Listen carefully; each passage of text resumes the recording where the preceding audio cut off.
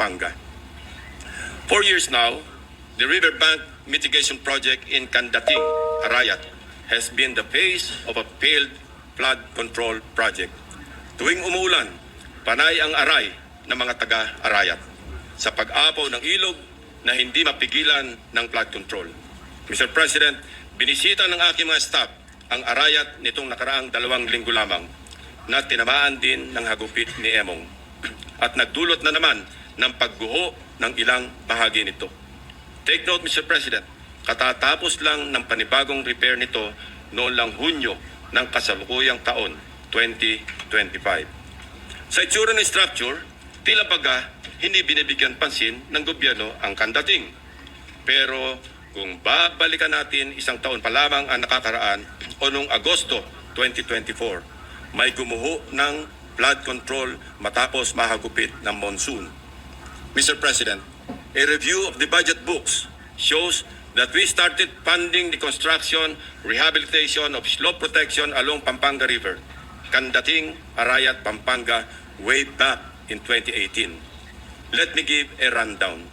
In 2018, we already spent 20 million pesos on a project for the construction, rehabilitation of slope protection along Pampanga River, Candating section, Arayat. Kalaunan, nasira. Since then, it has become a cycle, Mr. President. We used the people's tax money to repair it in 2023 for a contract price of 91.6 million pesos. It was repaired again by another year's tax money in 2024. This time, not once, but twice. 91.8 million for phase 1 and 91.4 million for phase 2. Take note, 20 million pesos lang ito sa una at original construction.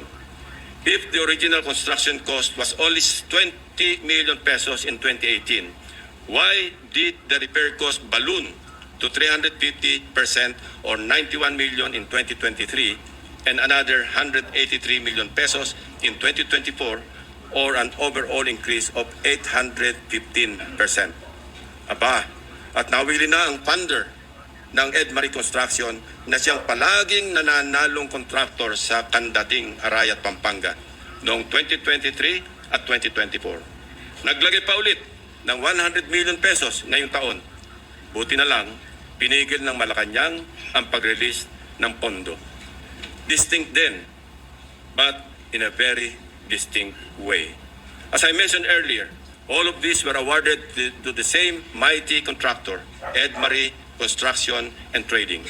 In total, Edmarie bagged 274.8 billion pesos in taxpayers' money for the rehabilitation and repair of Candating na tila hindi nagsasawa sa kare-repair. Hindi lang po yan ang issue ng Edmarie. How can this contractor, with an unusual share of controversies, including being delisted as DHSU builder in 2023, be trusted to rebuild its own consistently collapsing project, which has evidently come with great cost and loss to the government? Paulit-ulit ang pag-repair, ngunit ganito pa rin ang kalagayan sa Candating, Arayat. Arayat ko po. Mr. President, magtungo naman tayo sa Hilagang Luzon, partikular sa probinsya ng La Union, kung saan matatagpuan ang Bawang River Basin. Matindi ang congressional insertions. Sa tulong ng mga concerned groups and individuals, napansin namin ang bilang ng flood control projects na bagamat wala sa National Expenditure Program noong 2024 ay biglang tumubong parang kabute sa General Appropriations Act ng nakaraang taon. Halimbawa, ang construction of flood control structure along Bawang River Basin. 2 items lamang na may tig 50 million pesos ang nakalaan sa bahagi ng Nagilian. Samantalang, ang bayan ng Bawang ay wala pong proyekto sa National Expenditure Program. Abracadabra, sa naipasang 2024 General Appropriations Act, nagkaroon ng 10 items na nahahati mula Package 1 hanggang Package 10 na may tig 98 million pesos ang biglang umusbong para sa Nagilian. Sa kabuuan, ang 10 packages na ito ay umabot sa 967 million pesos. Halos 1 bilyong piso kumpara sa 250 million lamang sa 2024 NEP. Sa bawang naman, 7 packages ang lumitaw na may magkakaparehong halaga 89 million pesos each. Sa kabuuan, ito ay nagkakahalaga ng 623 million pesos mula zero budget sa NEP ng 2024. Sa aming masinsing pagkalkal ay natuklasan naming iisang kontraktor ang naawardan ng lahat ng packages na ito, ang Silver Wolves Construction Corporation. Distinct pa rin, distinguished colleagues. Ito ang nabanggit kong pork barrel insertions kanina, Mr. President. Meron pang mas matinding congressional insertions. Ipapakita ko sa inyo. Baco at Nauhan, Oriental Mindoro. Aguila congressional insertions. Mr. President, when flood control projects fail to stand against the tides, we are compelled to question the feasibility of the project and the technical capacity of the contractor.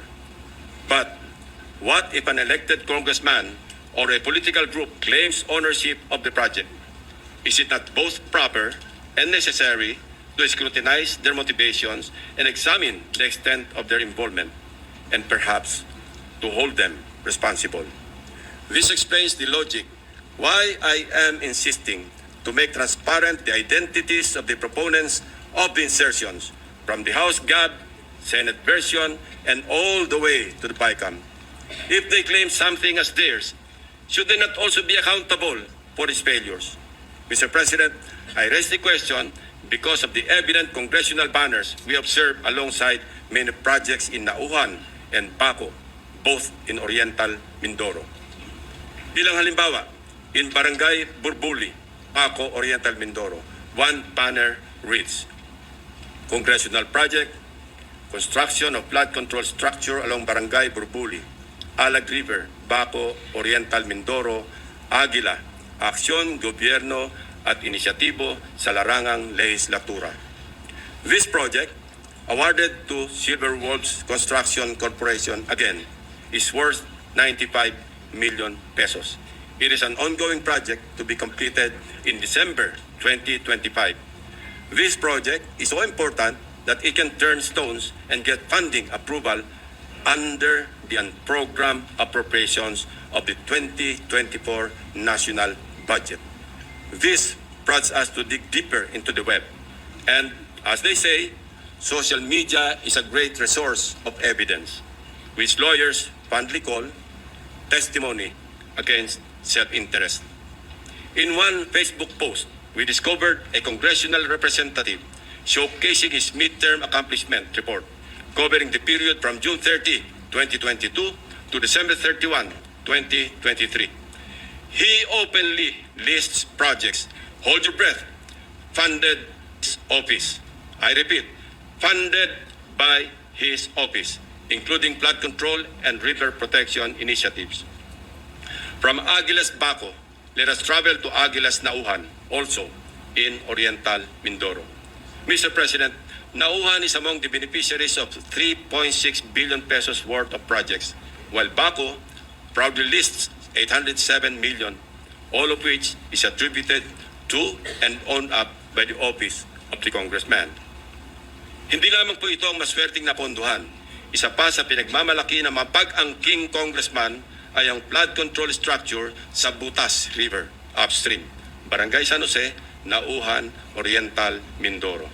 We took time to visit the project, Mr. President, which he referred to as a national project through congressional allocation.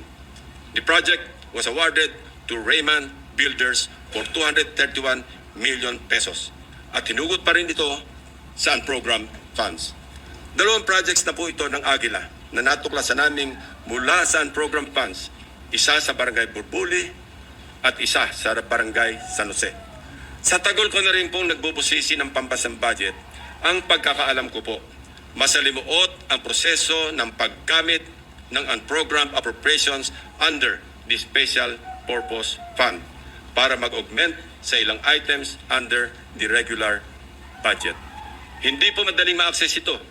Dapat A, may excess revenue collections, or B, new revenue collections, or C, those arising from new tax or non-tax sources, or D, approved loans para sa foreign assisted projects. Mahaba din ang requirements dito, Mr. President. So, ano kaya ang taglay na agimat ni Congressman? What gives, Mr. President? Kung saan may multimillion projects, dumadapo ang agila. Pero lubog pa rin sa baha ang nadadapuan ng agila. Isa lamang po ito sa napakaraming banners at social media posts ng congressional insertions ng mga politiko na naglipana sa iba't ibang bahagi ng bansa. Mr. President, ituloy na po natin ang diskusyon